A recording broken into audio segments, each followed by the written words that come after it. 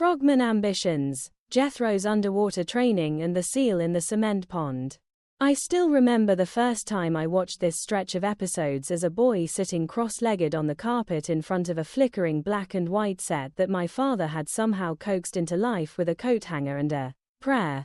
Even then, long before I understood the gentle satire or the cultural weight of the Clampett's journey, I felt an immediate, almost physical kinship with Jethro Bodine's restless hunger for a new identity. That hunger is on full, glorious display in the opening moments of this composite script, and every time I return to it, whether as a college student nursing a late-night nostalgia or as a middle-aged man who now finds unexpected comfort in the pure, unashamed sincerity of these characters, I am struck anew by how completely Max Baer Jr. inhabits the role. There is no winking at the audience, no ironic distance. Jethro simply believes with the whole of his large and uncomplicated heart that he can become a Navy frogman if he just practices hard enough in the cement pond. The scene begins with a request so matter-of-fact that it still makes me laugh out loud after all these years.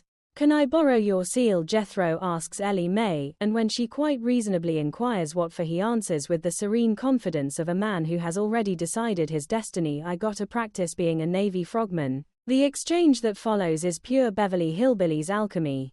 Ellie reminds him that he was supposed to be going into the army. Jethro concedes the point, "Yeah, me too," but then delivers the quiet revelation that has always moved me more than it probably should, "But I'm tired of waiting for them to call me, so I'm joining the Navy." In that single line I hear the restless spirit of every young person who has ever felt the world moving too slowly for their ambitions. I have felt that same impatience myself in different forms across different decades, and the show never mocks it. It simply lets Jethro's eagerness stand, bright and unashamed. What follows is a masterclass in the series' particular brand of linguistic comedy. Ellie, ever practical and ever kind, asks what a toadman does.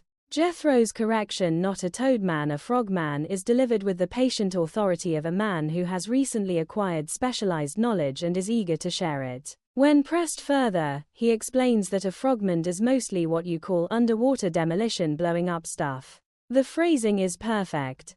The casual "what you call" suggests that Jethro has only recently learned the official terminology and is still trying it on for size. I have always loved how the writers allow the Clampetts to appropriate the language of the modern world without ever losing their essential selves. Jethro does not become sophisticated, the sophisticated language simply becomes Jethro-sized.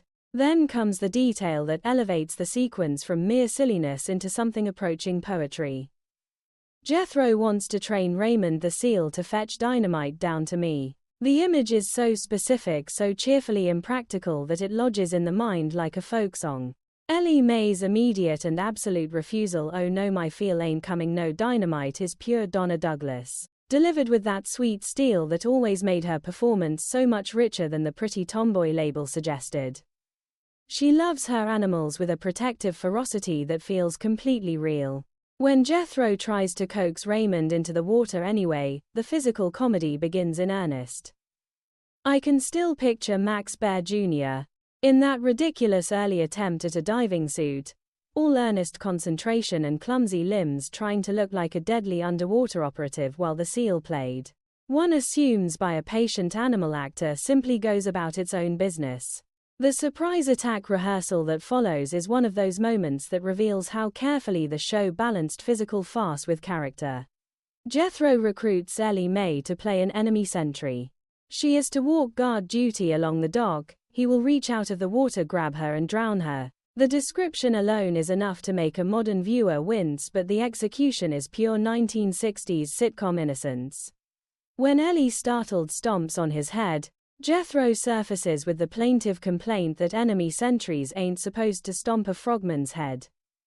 The line is pure gold. It captures both Jethro's absolute commitment to the rules of the game he has invented and the show's gentle reminder that the Clampetts' world is still governed by a kind of rural fairness that Beverly Hills has long forgotten. I find myself returning again and again to the emotional texture of these early scenes. There is something almost tender in the way the family indulges Jethro's latest obsession. No one tells him he is being foolish. Ellie participates, however, reluctantly. Jed will later offer quiet counsel but never ridicule. Even Granny, who is about to become the center of her own comic storm, initially treats the Frogman Project as just another of the boys' enthusiasms. In an era when so much comedy depended on humiliation, the Beverly Hillbillies chose affection. That choice still feels radical to me. It is why I keep coming back. The cement pond itself has always been one of the great symbolic spaces of the series.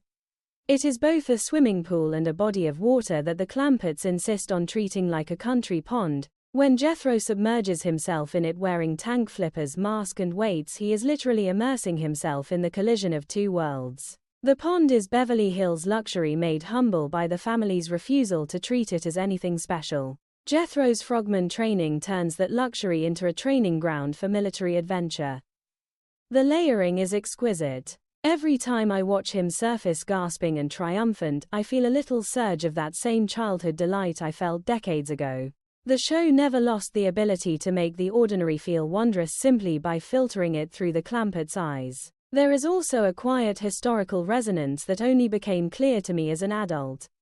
The mid to late 1960s were years of escalating military involvement and shifting national moods about service. Jethro's sudden desire to become a frogman after growing tired of waiting for the army to call carries a faint echo of the restless energy of the time, even if the show itself remains determinedly apolitical. The writers never push the parallel, and I am grateful for that restraint. What they give us instead is a pure character comedy that happens to brush against the larger currents of the decade without ever drowning in them. Max Baer Jr.'s physical performance in these scenes deserves particular praise. He was a big man and he used that size with surprising grace.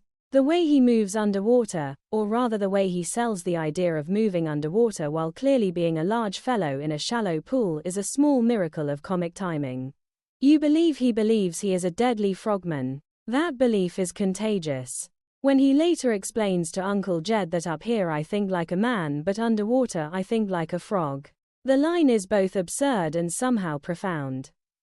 I have caught myself quoting it at odd moments in my own life, usually when trying to justify some new and improbable enthusiasm. The seal Raymond functions as more than a prop. He is a living emblem of Ellie Mae's gentle dominion over the natural world, a dominion that Jethro temporarily tries to conscript into military service. The refusal of the seal to cooperate is never stated outright, it is simply enacted.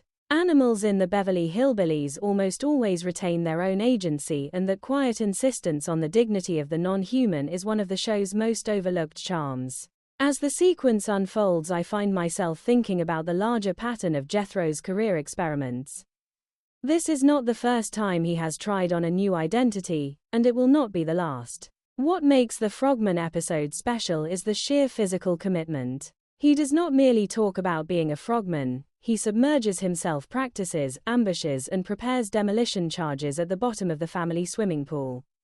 The escalation from idea to action is dizzyingly fast, and the show never pauses to underline the ridiculousness, it simply lets the ridiculousness bloom. I have sometimes wondered what it would feel like to live with that kind of unfiltered enthusiasm.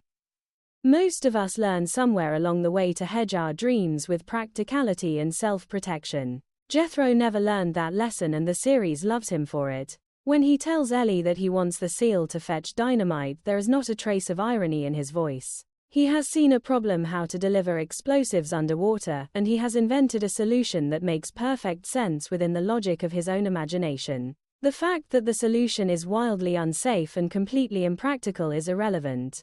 In Jethro's world, the imagination is allowed to run free. That freedom is contagious. Even as a critic who has spent years analyzing the show's structure and cultural context, I still find myself grinning like a child when Jethro surfaces after the failed surprise attack, water streaming from his mask ready to try again. The cement pond becomes, for a few shining minutes, the Pacific Ocean. The backyard dock becomes an enemy shoreline. And a big-hearted young man from the hills becomes in his own mind and in ours a Navy frogman on a mission. There is a particular quality of light in these early scenes that I associate with the best of the series, bright, clear, slightly overexposed in the way of 1960s television, as if the California sun itself were in on the joke. The physical comedy is broad but never mean. When Ellie stomps on Jethro's head, the moment is played for surprise rather than pain. When Jethro later complains about the rules of engagement, the complaint is delivered with the wounded dignity of a man who takes his imaginary war seriously. That seriousness is the secret ingredient. Without it, the sequence would be merely silly. With it, the sequence becomes something closer to folk art, a tall tale told in living color about a boy who wanted to be a frogman and was willing to practice in the only ocean he had.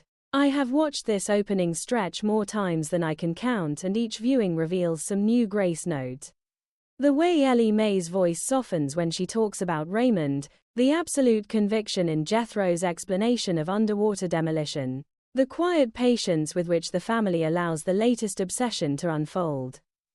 These are not the products of cynical calculation. They are the products of writers and actors who understood that the heart of the show was not the clash of cultures, though that clash provides endless comic fuel, but the stubborn, radiant humanity of the Clampetts themselves. As Jethro prepares for his next underwater mission, determined to destroy an enemy installation at the bottom of the pond, I feel the same mixture of amusement and affection that I felt as a boy.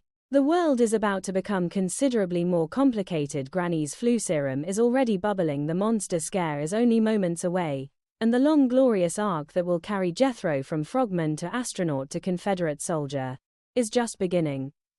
But for these few precious minutes, the cement pond is the only ocean that matters, and a young man in a homemade diving suit is practicing the art of surprise attack with the full commitment of his considerable being. That commitment still moves me. In a television landscape that has grown increasingly ironic and self-protective, there is something almost radical about a character who simply wants something and goes after it with his whole heart, no matter how absurd the goal may appear to the rest of us. Jethro Bodine, aspiring Navy frogman, remains one of the purest expressions of that radical sincerity, and every time I watch him surface, mask askew, ready to try again, I am reminded why I fell in love with this show in the first place and why I have never quite fallen out of love with it since. The seal may refuse to fetch dynamite.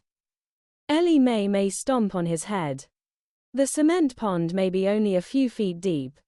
None of it matters, for as long as Jethro believes he is a frogman, the rest of us are invited to believe it too. And in that shared belief lies the enduring quiet magic of the Beverly Hillbillies at its very best.